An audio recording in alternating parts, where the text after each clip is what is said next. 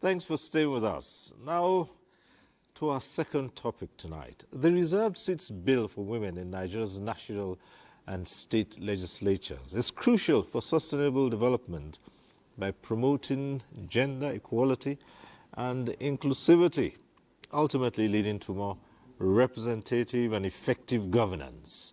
Now, by ensuring women's participation in decision-making, the bill can address gender-specific issues and improve overall governance outcomes.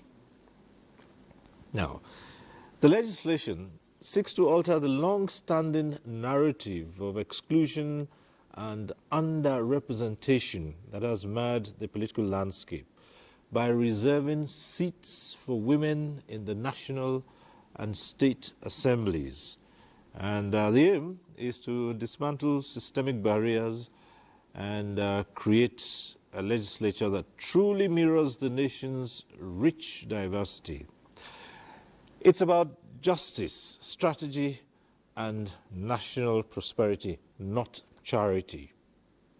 Tonight, we'll continue with the discussion on the desirability of the reserved seats bill to Nigeria's sustainable development. But first, let's get to see this report by correspondent Ngozi Teknikyo. The reserved seat bill aims to increase women's representation in government, promoting inclusive governance and sustainable development. By allocating 37 additional seats exclusively for women in the Senate chamber and the same number at the House of Representatives, the bill seeks to address the significant imbalance or underrepresentation of women in Nigerian politics, especially at the decision-making fora, including the state houses of assembly.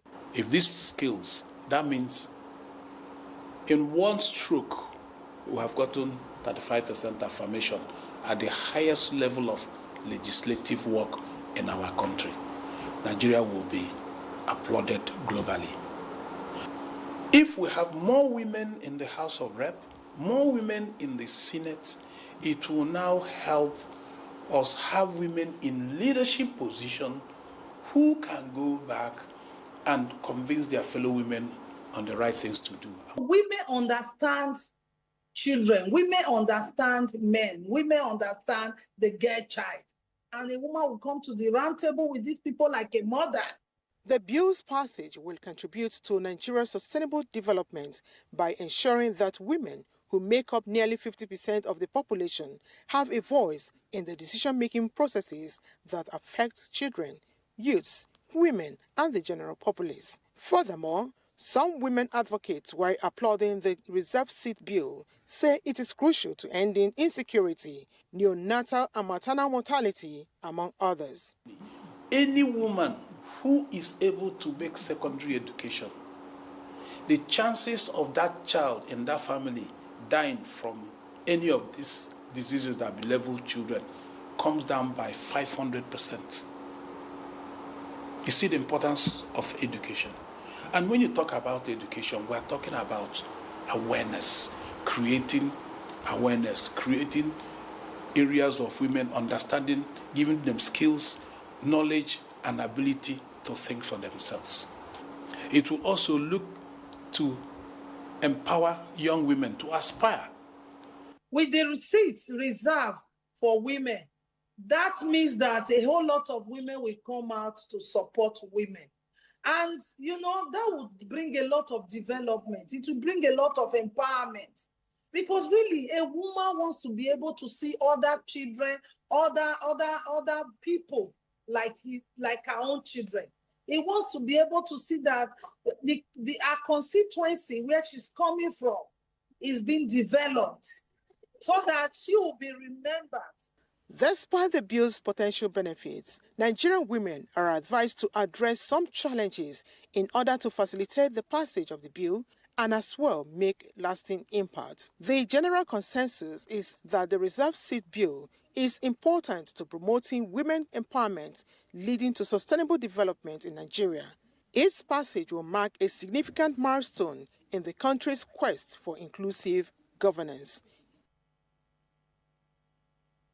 That report by Ngozi Technicu. And joining me now is Honorable Asabe Velita Bashir, Director General, Mariam Babangida National Center for Women Development, and a former member of the National Assembly representing Borno, and as well 2 times Commissioner in Borno State. Thanks for being with us tonight. Thank you very much, Uncle Cyrus. Good evening, viewers. We are here once again to advance this discussion on why it's essential to have reserved seats for women in the legislatures, both at the National Assembly and in the state assemblies as well. But give us your perspective on this and why this is desirable. What do you make of it? Yes, thank you very much, Uncle Cyrus. It is very, very desirable for the government of Nigeria to have reserved seats for women, just to encourage women to be part of governance. It is very unfortunate that we are just beginning to talk about inclusivity. This would have been a thing of the past if we had implemented the 35% affirmative action that was declared during the Beijing conference about 30 years ago.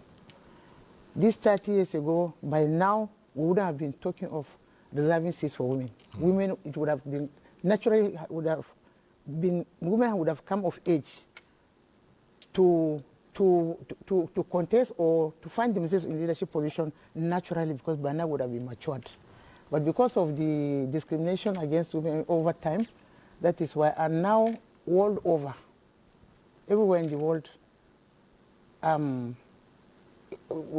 over have known the importance of women in governance and its importance in sustainable development.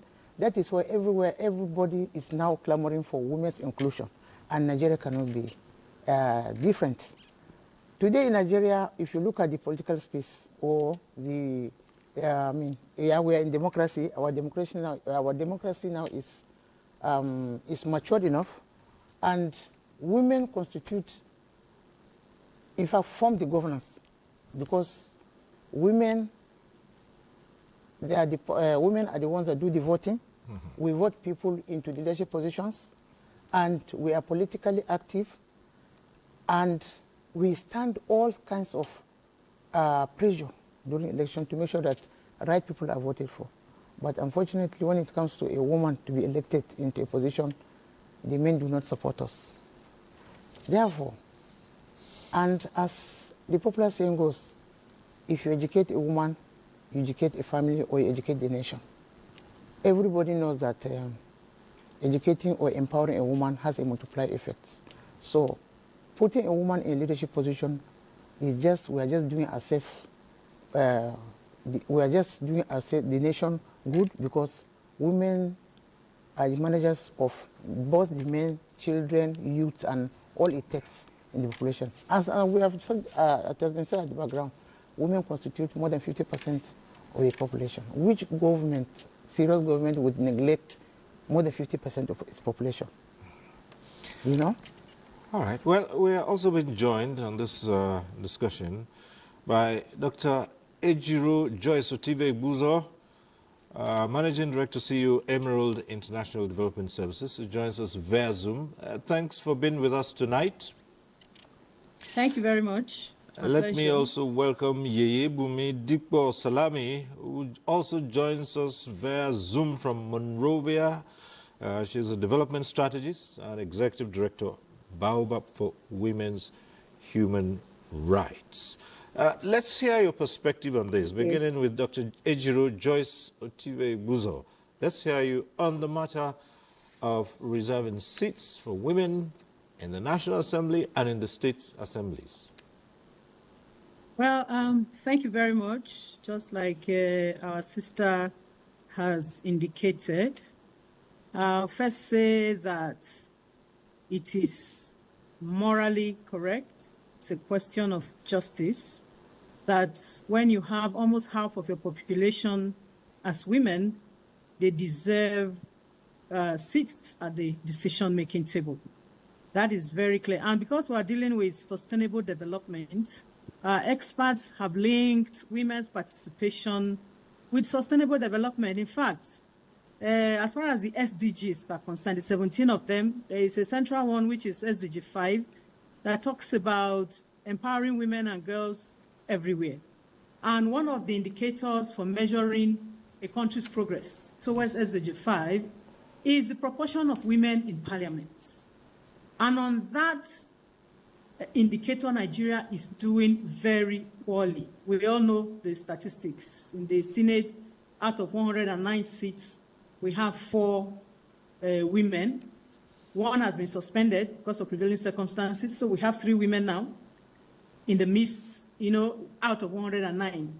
And then in the House of Representatives, we have 360 seats. We have 16 women.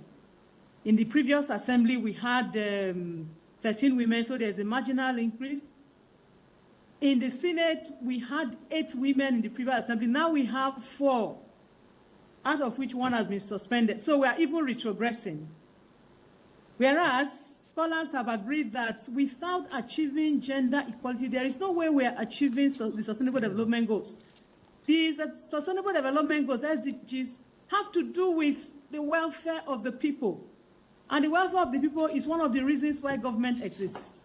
It talks about no poverty, it talks about zero hunger, it talks about healthcare, access to water and sanitation, and several other things.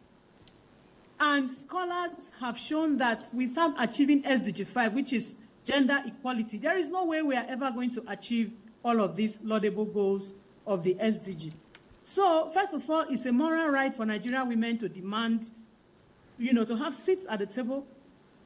Secondly, it's also a smart economic choice, because studies have also shown that when women are excluded, the potential they bring to development is also lost by the nation, and so it is important, it is pertinent that we all join forces to demand that women have seats at the table. I don't want to use the word women are given, because I see it as a right of women, as bona fide citizens of Nigeria. And let's not forget the fact that our foremothers fought side by side, our forefathers, to enthrone the democracy that we enjoy today. But constitutionally, from the time elections started in Nigeria in 1922, women have been excluded by law from even participating in politics. They were disenfranchised from beginning, from 1922 all the way to 1950, early 1950s. Women were not allowed by constitution to vote. So you can imagine that long gap. It was only in the early 1950s that women in the southeast and southwest were allowed by constitution to vote.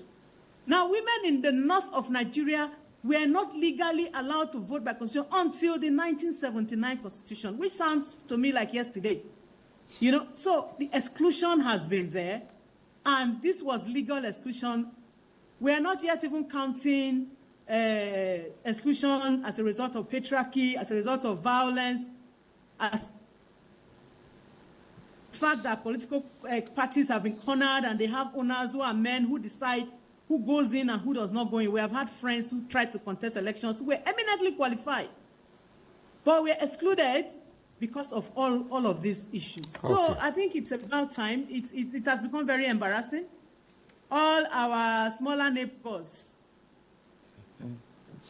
All right. Okay. All that. Okay. We'll return to you shortly. But let's go over to Yeye Bumi Dikpo Salami, who joins us also via Zoom from Monrovia. And let's also hear your take on this. Okay, thank you so much for having me again. And thank you to my sisters for setting the historical background. My sister, Dr. Ejire, that just spoke, and the Honorable that spoke earlier. I think we have overflowed this.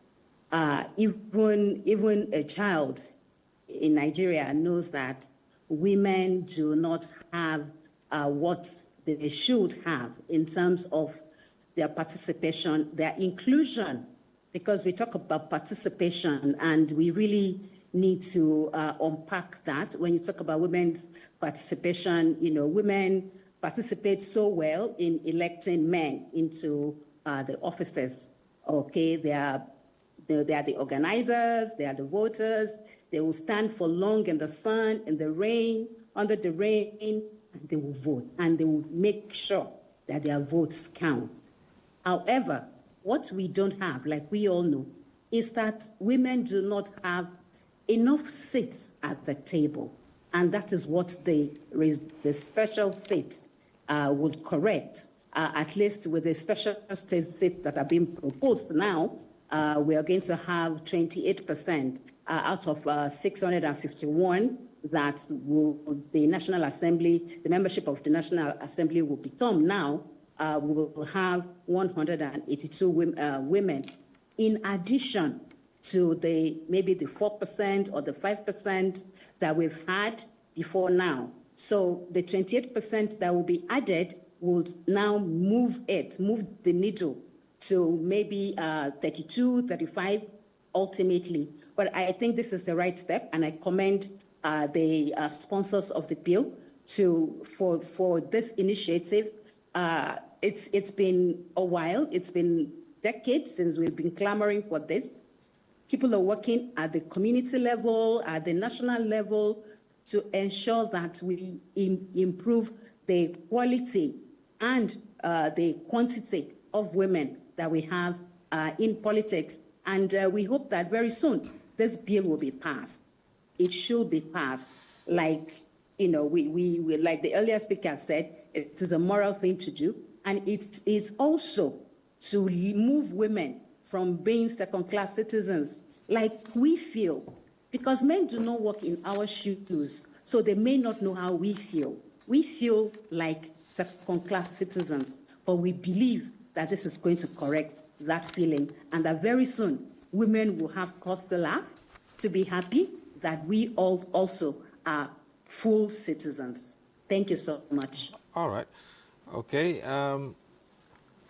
We already have a number of tweets coming on this matter, and let's see one or two of them. From Koli Osho says, what are the key barriers that have prevented greater women's political participation? This is always raised all the time. What are those barriers that have, the key barriers that have prevented women from greater participation in the political space? Yes, like we have said, it has always been the topic of discussion. Majorly you can see from what my sisters have said, as far back as 1992, women were not even allowed to vote. And that has followed us. We now have a bandwagon whereby women are generally suppressed when it comes to political participation. They give all sorts of reasons. Majorly, they attach culture, that women are not allowed to be seen to be working side by side with men, or to be on the same decision table, or to be in governance, whatever. They attach cultural barriers, they attach religious barriers, and all these kind of things. And that has now affected women politically and financially. Women are not even empowered to even come side by side with men to contest elections. You broke some of those barriers. And how difficult was it? How did you do it? How difficult was it? I will tell you that my own is a different story altogether, because just like we have been saying, now in the National Assembly, we have some women that have broken the barriers. And during my time, in our days, when I first contested election in 1997, there was nothing like money politics. There was nothing like godfatherism. There was nothing like all these things that count that you must do before you get a nomination. It was very credible. You look for good candidates. I was in the university when I was called upon by my people to come and contest. And money was not counting at all. But now, before you contest and win election, a lot of money has to be put into it, which women don't have that kind of financial strength. And like I said, they used to attach a cultural barrier just for them to just knock out women. Otherwise, no religion says a woman should not be elected. In Saudi Arabia, we have women in parliaments. In Dubai, we have women in parliaments. All these Islamic countries, we have women in parliaments. So we are happy and we thank God that it is becoming a thing of the past. Our men, our husbands, our children are beginning to see reason why women should be included in governance. And it's a very welcome idea. Let's go over to Dr. Ejiro Joyce Sutibe Igbuzo on Zoom again. And I'd like to read to you the tweet of one of our viewers here who says, this is Obasi, and it says, how do societal perceptions of women in leadership roles affect the reception and potential impact of this reserved seats bill? Well, that's a very good intervention there.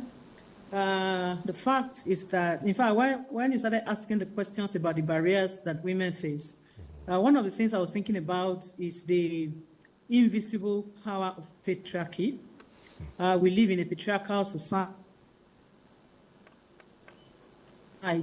that celebrates men, that, we are raised to believe that men are, they have legal rights or even cultural rights to be leaders, while women are supposed to be at home, be domesticated. And interestingly, this view is not something that is promoted by men alone. There are also some women who have also been brainwashed, who believe, what's a woman going to do on the floor of the Senate? She should sit back at home and take care of her children.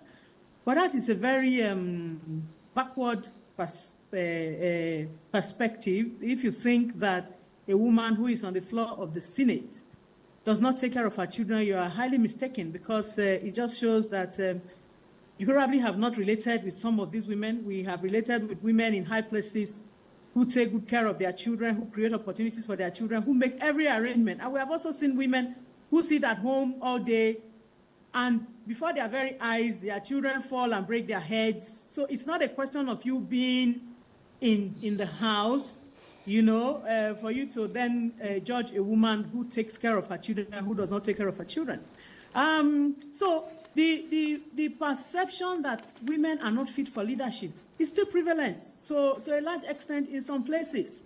And like I said before, it's not just by men, it's also by some women who have come with that mindset. And it's the way we were brought up, it's the way we were raised, And when we raise these issues of women being in leadership, it is like conflicting with some people's perspective of what is right culturally and what is right even religiously. But I forget that even in the prevalent religions in Nigeria, in Christianity and in Islam, we can point to examples of women who have led. I am a Christian, so I know more about the Bible. I can point to Prophetess Deborah, for example, who was a wife, a mother, a warrior, a judge, and if she merited a place, in the holy book, then it means that religion is definitely not against, a woman ruling. So there are all kinds of perspectives. But another thing I want to say, which is also prevalent, is that people think, why reserve seats for women? It's supposed to be by merit, and all of that. One of the things I always like to say when we have discussions like this is the fact that it should please be noted that women's exclusion from political positions is not a measure of their qualification. Nigeria has one of the most qualified women in the world. A Nigerian woman from the north is the Deputy Secretary General of the UN, and we have not had any complaints about her work. She even worked in Nigeria as a minister before going to the UN. Dr. Ngozi Okonjo-Iweala is a Nigerian woman, and she's heading WTO. The last time her election came around, she was returned unopposed. And we have several women making waves within the country, too many to mention. So it's not a lack of qualification. Nigeria has, some of the most qualified persons in the world, women in the world. And we deserve a seat at the table. And all of those mindsets about women not being able to lead, and people even pointing to one or two examples of where failures have taken place.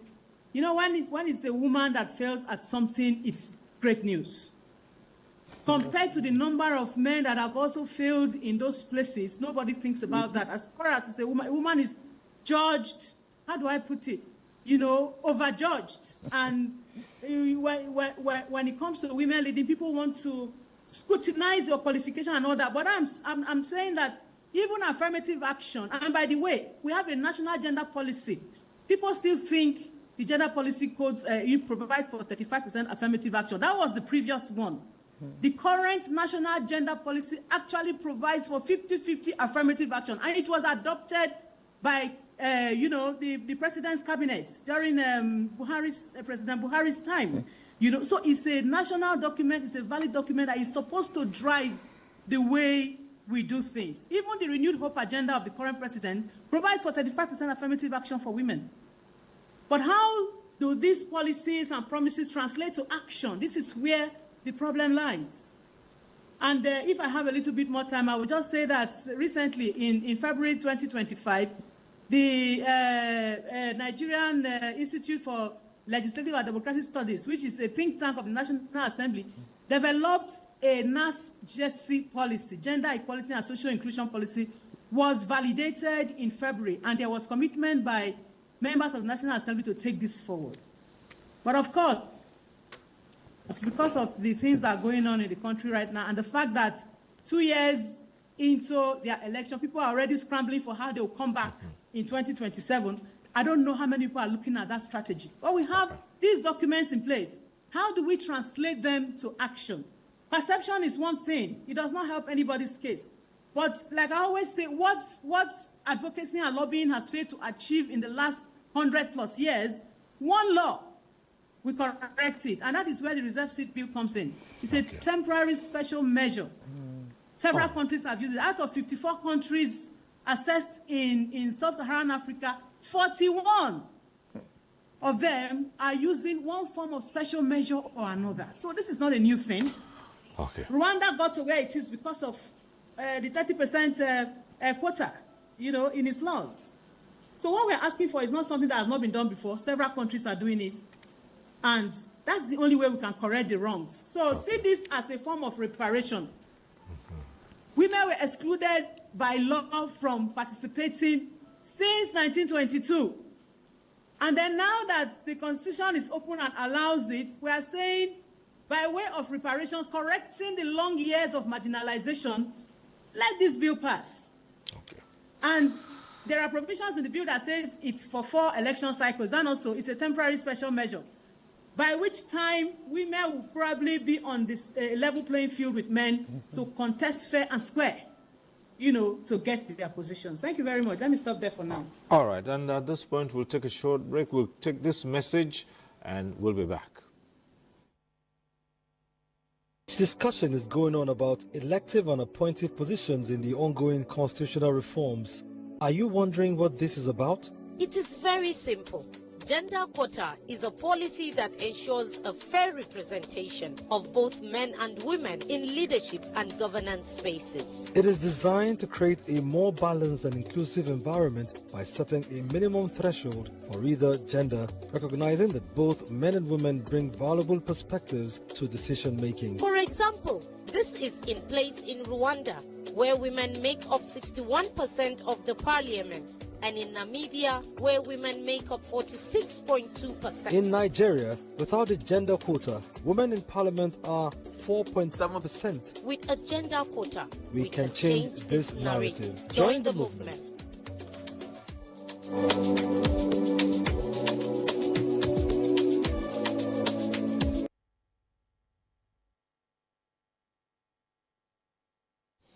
All right, let's take it from where Dr. Ejiro Joyce Otive Igbuzo left off and go to Yebumi Dipo Salami. And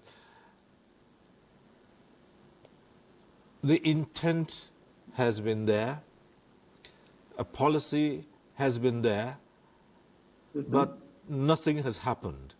And so it's always been like this, and it's not even just on matters bordering on gender equality. So there's a policy in place, but even the administrations who enunciate such policies do not carry them out. So what's wrong with the political class? Well, yeah, you've hit the nail on the head. There is something wrong with the political class. And I think what's wrong is that there's no political will. Yes. The political class, they do really not care about Nigeria. Because I've said this over and over again, and everybody else says it. When we bring women to the table, it's not about the women. It's not because we want to do women a favor. It's because we care about Nigeria and we know what women bring to the table.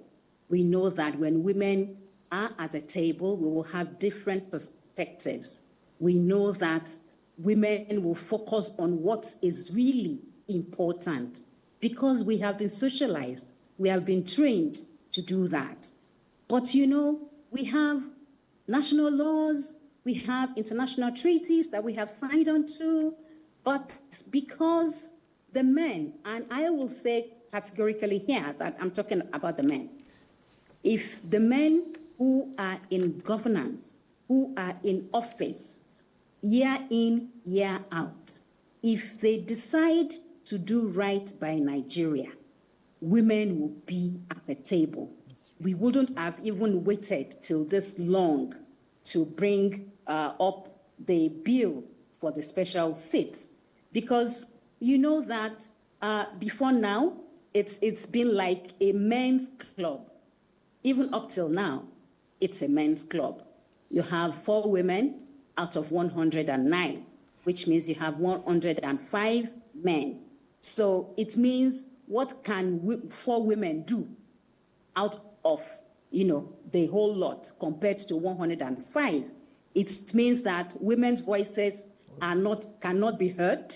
Women's voices, their perspectives that will enrich the conversations will not be heard, which means that whatever it is that women can bring to the table and do bring to the table, they are unable to bring to the table because the laws are not implemented.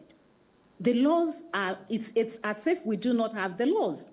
Each political party has a gender policy. They do not make use of their gender policy. They do not even make any reference to their gender policy. That is why within political parties, you will only find most of the time in their executive, you will only find a woman that is the woman leader. And that is the only position that woman will hold. So how is that one woman that is supposed to be working for women, how will that woman be able to function? So it's like, you know, we just set women up to fail. We set Nigeria up to fail. So if we do not implement, we do not domesticate treaties, we have the protocol on the Maputo Protocol on the rights of women that Nigeria signed on to. We ratified that in the year 2004. It has not been domesticated. We did not domesticate CEDAW. We did not, since 1985, we do not, you know, but you have other laws, other treaties that Nigeria ratified. But because those ones do not have anything to do with women, those become law. Those become, you know, those are integrated into our into our domestic laws, and we begin implementation. So, but we only have excuses. When people talk about the reasons, the barriers, the challenges, I just see excuses.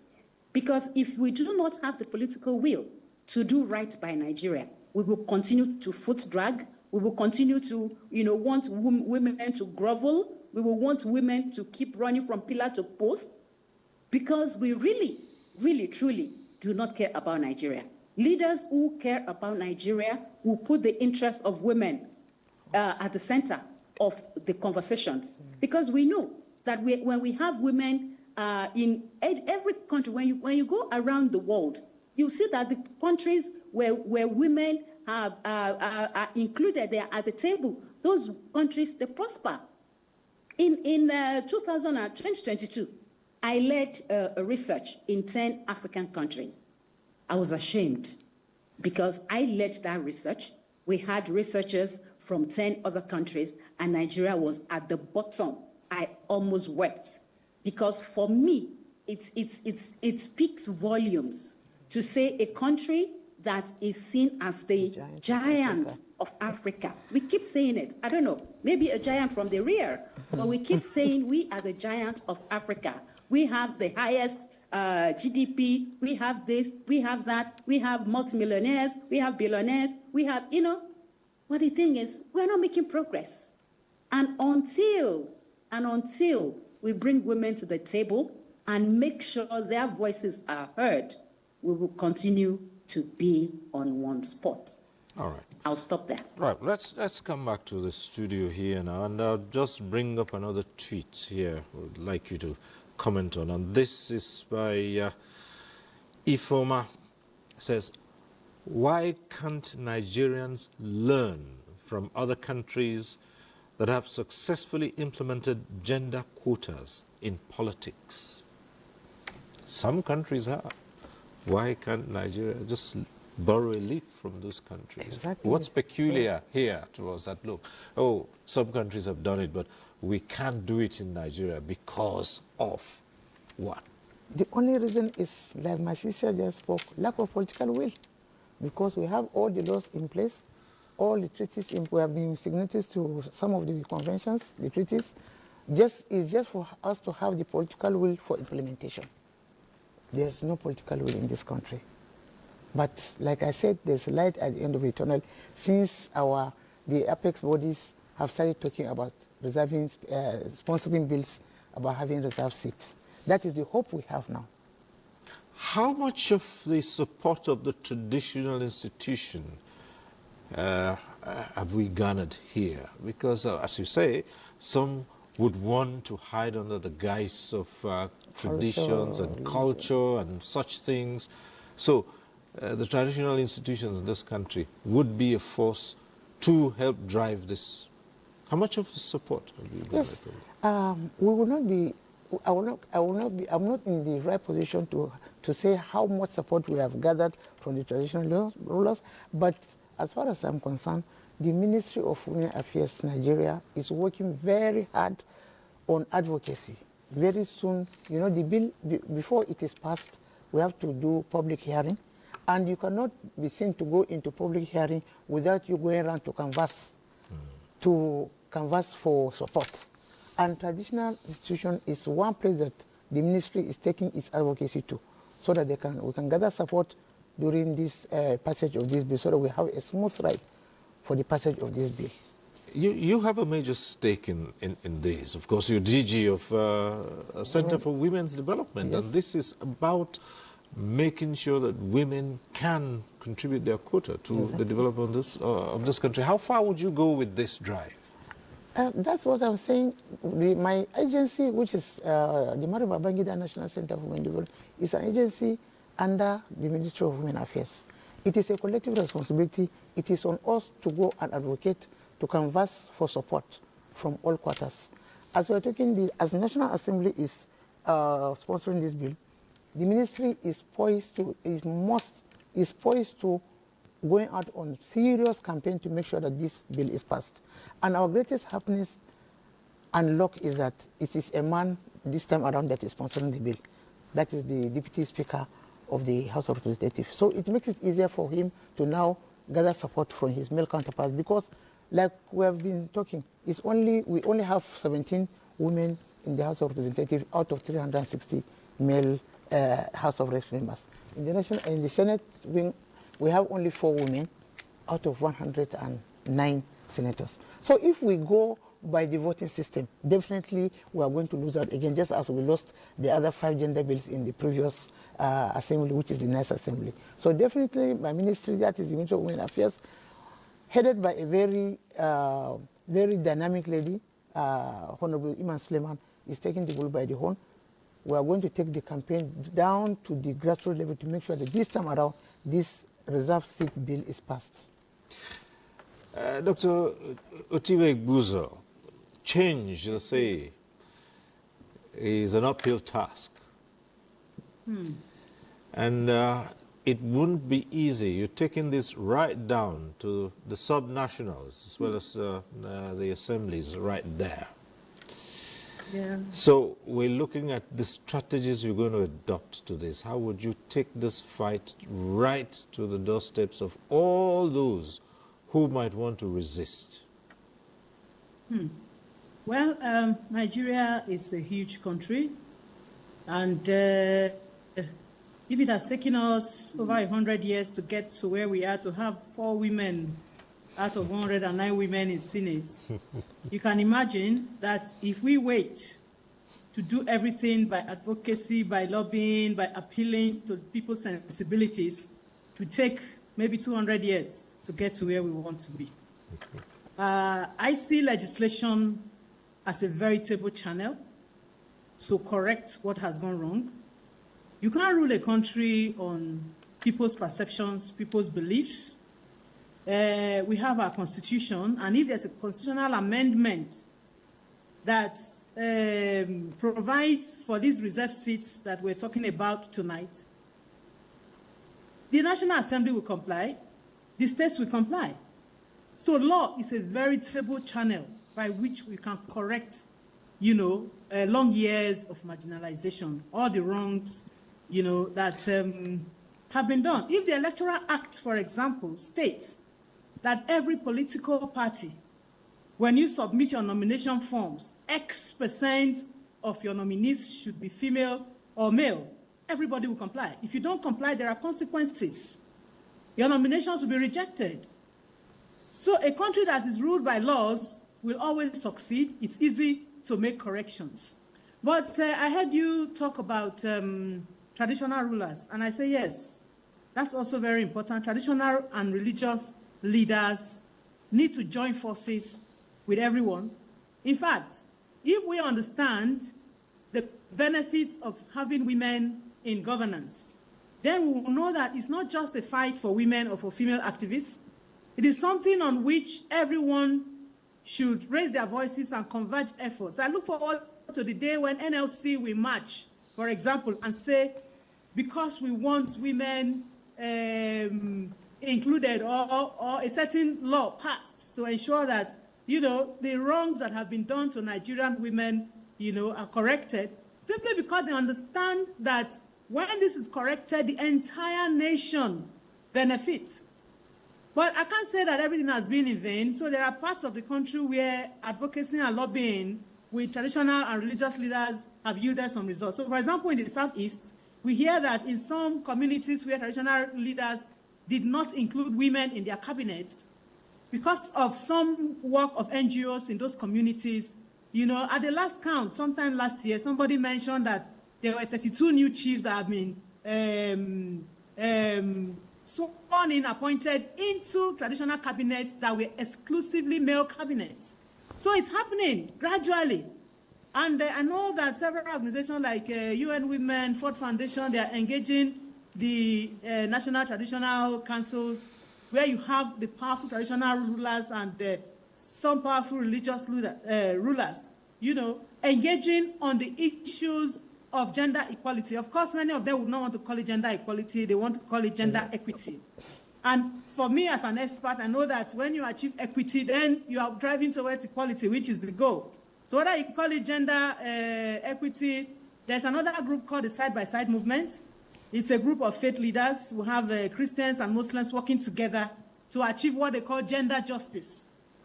So it's not like nothing is happening, but Nigeria is huge, and for you to harvest, holistic results, it's going to take time. But what I'll always say is that as we work with traditional rulers to interpret the religious books correctly, because what we have seen so far is misinterpretation of the religious books, where people say, oh, the Bible says this and the Quran says that. Whereas when you meet with the experts, when they explain to you, you find that that was actually a gross misinterpretation. As we do all of that, if this assembly wants to write their name in gold and pass this reserve seat bill, it will go down in history, because it's going to automatically correct long years of marginalization. And forever and ever, we'll be talking about this assembly as the assembly that did the magic for Nigeria. And remember that we said it's a temporary measure. We're not saying forever and ever this is how it's going to be. But when you manage to empower some women and bring them into the room and they are parts of decision-making and all of that, gradually, Nigerian women become empowered. You see the case in Rwanda. Right now, I don't think anybody needs special measures in Rwanda because women are even topping, the bill. 61% in lower house, for example. So this is something that is doable. One layer at a time, but law. And that is where legislators come in. Legislators cannot shy away from this because apart from every other thing, they have the power of the purse also. And when the president makes nominations, who is it that approves those nominations? It is the legislators. When a governor makes nominations, who is it that approves nominations? It's the legislators. So I see legislature as a veritable force if they really want to write their names in gold. And I am worried. Why do you contest election and go to the National Assembly or the State Assembly and become a lawmaker, become powerful, if your intention is not to facilitate change that will benefit the people? At the end of your tenure, I'm speaking to legislators here, as many as care to listen. At the end of your tenure, what will you say you have achieved?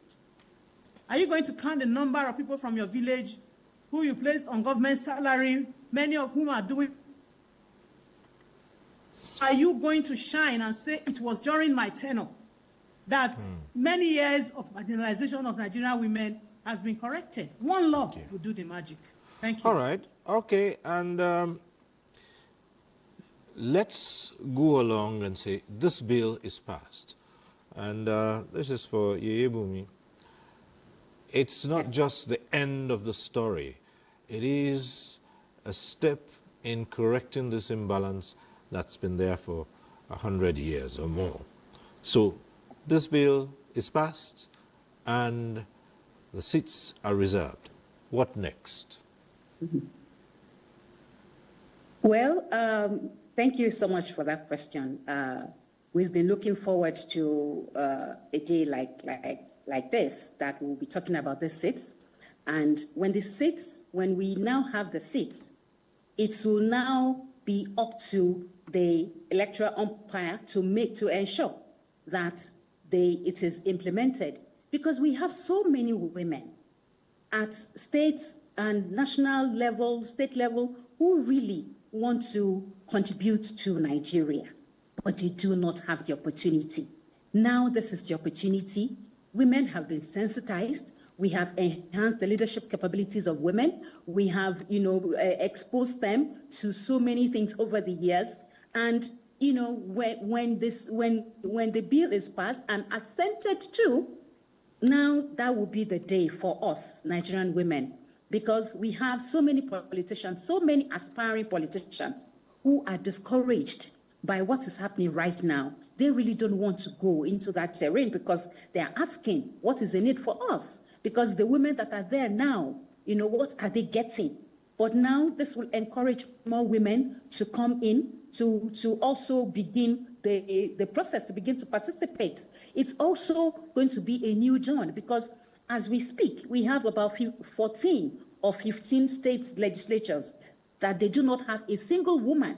So when this is legislated at the national level, it means that it's going to trickle down to the state level. It means that we will begin to hold our states accountable, to our state governments accountable, because laws are also made at the levels of the state for women and men in those states. So it means that when this hurdle is passed, when we have this law, when it's passed into law, then we will move to the state levels and to the local government levels to ensure that Nigerian women, wherever they are, they have a sense of belonging.